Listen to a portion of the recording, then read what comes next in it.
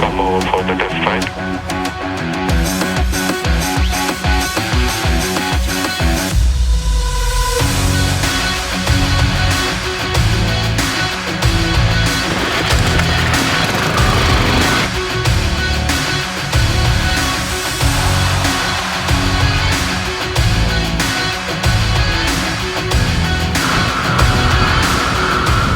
Hi guys, welcome to Review on Wheels. ഇന്ന് നമ്മളിവിടെ പരിചയപ്പെടുത്താൻ പോകുന്ന വാഹനം യമഹയുടെ R15 വേർഷൻ 3ൻ്റെ ABS മോഡലാണ്.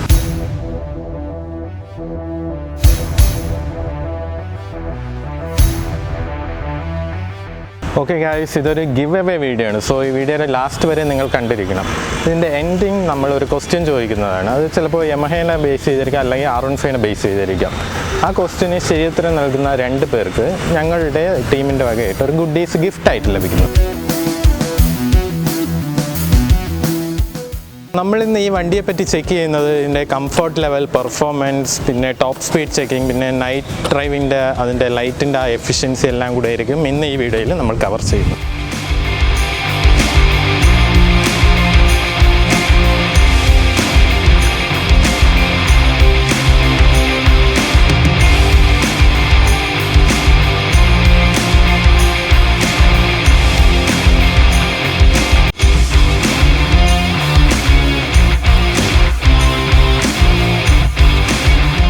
സ്റ്റൈലിങ്ങിനെ പറ്റി പറയുമ്പോൾ നമുക്ക് ഇതിൻ്റെ ഒരു സൂപ്പർ സ്പോർട്ട് ലുക്കാണ് ഈ വാഹനത്തിന് നൽകിയിരിക്കുന്നത് യമഹ.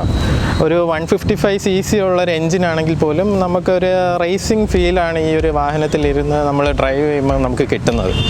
സോ ഇതിൻ്റെ ഫ്രണ്ടിനെ പറ്റി പറയുകയാണെങ്കിൽ നമുക്ക് 2 LED ഹെഡ് ലാമ്പ്സ് ആണ് നൽകുന്നത്. ഇതിൽ ഹൈ ബീമും ലോ ബീമും LED-യിലാണ് വരുന്നത്. എന്നാലും അത്യാവശ്യം വിസിബിലിറ്റി ഉള്ളൊരു ഹെഡ് ലാമ്പ് തന്നെയാണിത്.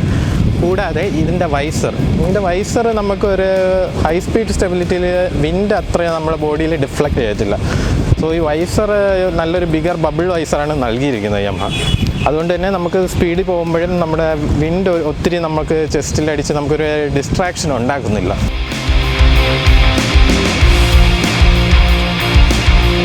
ബൈക്കിൻ്റെ റൈഡിംഗ് പൊസിഷൻ എന്ന് പറയുമ്പോൾ ഒരു സൂപ്പർ സ്പോർട്ട് റൈഡിംഗ് പൊസിഷനാണ് തരുന്നത്.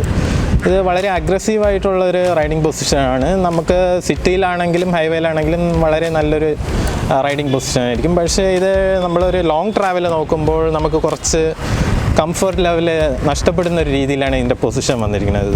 മെയിൻലി ഇതൊരു ട്രാക്ക് ഓറിയൻറ്റഡ് മെഷീനാണ്. സോ നമുക്കതൊരു ട്രാവൽ പോകുമ്പോൾ യൂസ് ചെയ്യുന്ന അത്ര പ്രാക്ടിക്കലായിട്ടുള്ളൊരു കാര്യമല്ല.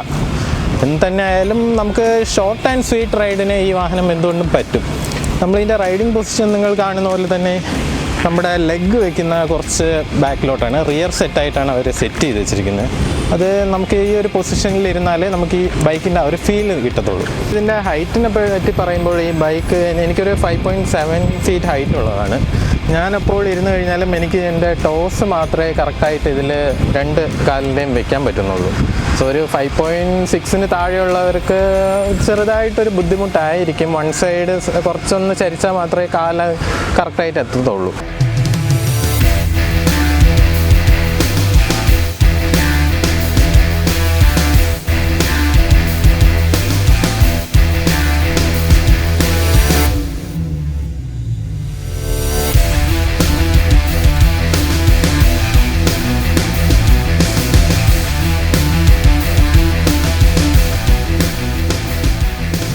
എൻജിൻ സ്പെസിഫിക്കേഷനെ പറ്റി പറയുമ്പോൾ 155cc liquid cooled 4-valve 4-stroke എഞ്ചിനാണ്.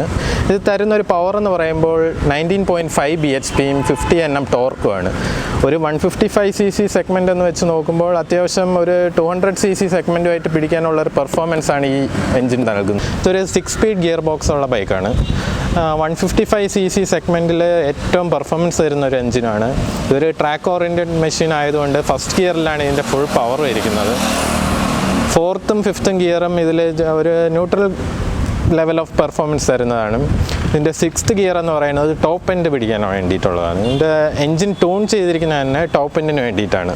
അതുകൊണ്ട് തന്നെ ഒരു ട്രാക്ക് മെഷീൻ എന്ന് പറയുന്നതിൽ ഒരു തെറ്റുമില്ല. നമുക്ക് ഇതിൻ്റെ സ്പീഡോമീറ്ററിനെ പറ്റി പറയുമ്പോൾ ഇഗ്നിഷൻ സ്റ്റാർട്ട് ചെയ്യുമ്പോൾ തന്നെ നമുക്കൊരു ഇൻട്രോ ടെക്സ്റ്റ് കാണാം. ഹൈ ബഡ്ഡി എന്നാണ് ഇപ്പോൾ ഇതിൽ സെറ്റ് ചെയ്തിരിക്കുന്നത്. അത് നമുക്ക് അത് ചേഞ്ച് ചെയ്യാവുന്നതാണ്.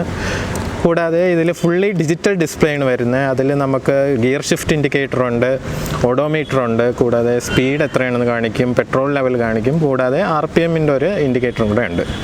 ഇതിൽ എക്സ്ട്രാ ആയിട്ട് വരുന്നത് നമുക്കിതിൽ ട്രിപ്പ് മീറ്റേഴ്സ് ഉണ്ട്, ട്രിപ്പ് 1ഉം 2ഉം ഉണ്ട്. കൂടാതെ നമുക്ക് ഒരു ക്ലോക്കുണ്ട്, നമുക്ക് ആവറേജ് ലിറ്റർ പെർ കിലോമീറ്റർ കാണിക്കുന്നുണ്ട്, ആവറേജ് മൈലേജ് എത്രയാണെന്നുള്ളത് കാണിക്കുന്നുണ്ട്, ആവറേജ് സ്പീഡ് എത്രയാണെന്നുള്ളത് കാണിക്കുന്നുണ്ട്. വളരെ ഒരു ബേസിക് മീറ്റർ ആണെങ്കിൽ പോലും നല്ല ഒരു ഡീറ്റെയിൽസ് ഇതിൽ ആഡ് ചെയ്തിട്ടുണ്ട് യമഹ. ഓക്കെ, നമുക്ക് ഈ വാഹനത്തിൻ്റെ ഗിയർ റേഷ്യോ പെർഫോമൻസ് പറയുമ്പോൾ ഫസ്റ്റ് ഗിയറിൽ നോർമലി നമ്മൾ കണ്ടുവരുന്ന 150cc ഒരു പെർഫോമൻസ് അല്ല. ഇതിൽ കൂടുതലും നമുക്കൊരു പവർ നൽകുന്ന ഒരു ഗിയറാണ് ഫസ്റ്റ് ഗിയർ എന്ന് നമുക്ക് പറയാം. കാരണം നമുക്ക് നല്ലൊരു ത്രോട്ടിൽ റെസ്പോൺസാണ് ഈ വാഹനത്തിന് യമഹ ഫസ്റ്റ് ഗിയറിൽ നൽകിയിരിക്കുന്നത്.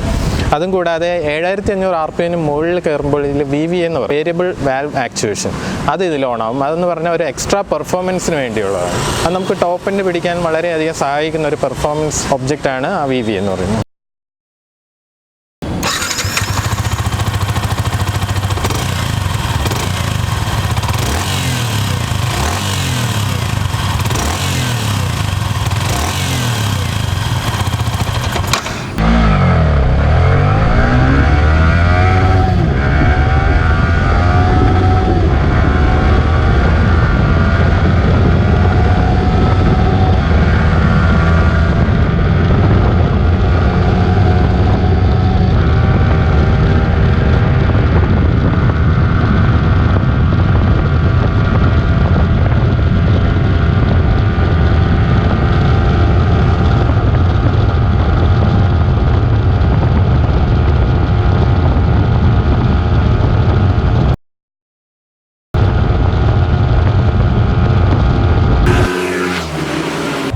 വളരെ ഒരു സൂപ്പർ സ്പോർട്ട് അഗ്രസീവ് റൈഡിങ് പൊസിഷനാണ് R15 നമ്മുടെ R15 V2 വെച്ച് നോക്കുമ്പോൾ കുറച്ചുകൂടെ ഒന്ന് ബെൻഡ് ചെയ്ത് ഓട്ടിക്കുന്ന ഒരു പൊസിഷനാണ് R15 V3 ഇത് നമുക്ക് സിറ്റിയിലും ഹൈവേയിലും ഷോർട്ട് ആൻഡ് സ്വീറ്റ് റൈഡിന് നമുക്ക് വലിയ ഇഷ്യൂ തോന്നത്തില്ല. പക്ഷേ നമ്മളൊരു ലോങ് ട്രാവലിനൊക്കെ പോകുന്ന ഒരാളാണെങ്കിൽ നമുക്ക് ഈ പൊസിഷൻ അത്ര സ്യൂട്ട് ആവത്തില്ല. കാരണം നമുക്ക് കുറച്ച് സൈസുള്ള ഒരാളൊക്കെ ആണെങ്കിൽ അയാൾക്ക് ബാക്ക് പെയിനും റിസ്റ്റ് പെയിനൊക്കെ ഉണ്ടാവാൻ ചാൻസ് ഉണ്ട്.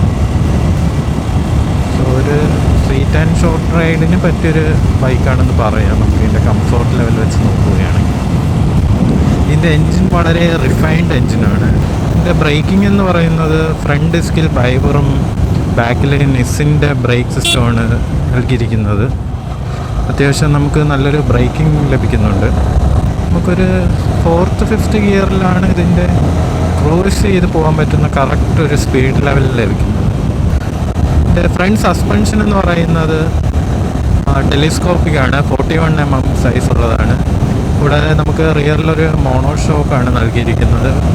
അത്യാവശ്യം ഒരു സ്റ്റിഫ് സസ്പെൻഷനാണ്, കാരണം ഇതിൻ്റെ ഒരു ട്രാക്ക് ഓറിയൻറ്റഡ് മെഷീൻ ആയതുകൊണ്ട് നമുക്ക് സ്റ്റിഫ് സസ്പെൻഷനാണ് നല്ലത്. കാരണം അത്രയും ഒരു സ്റ്റെബിലിറ്റി ലഭിക്കുന്നതാണ്.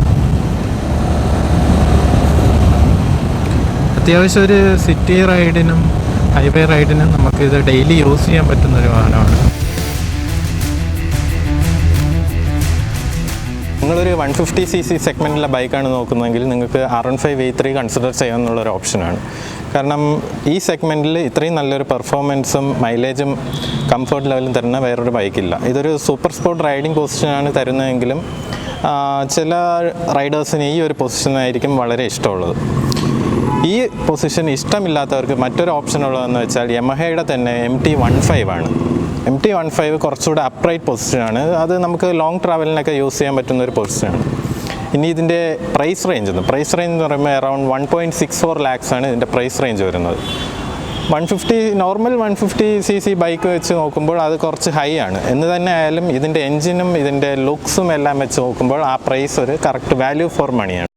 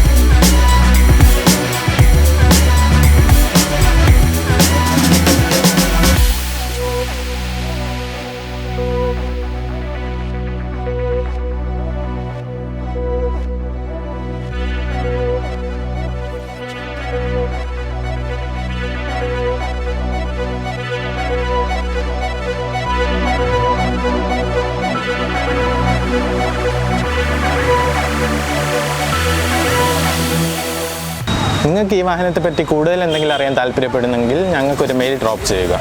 കൂടാതെ if you like this channel, please subscribe to our channel and press the little bell icon to stay notified with our latest contents.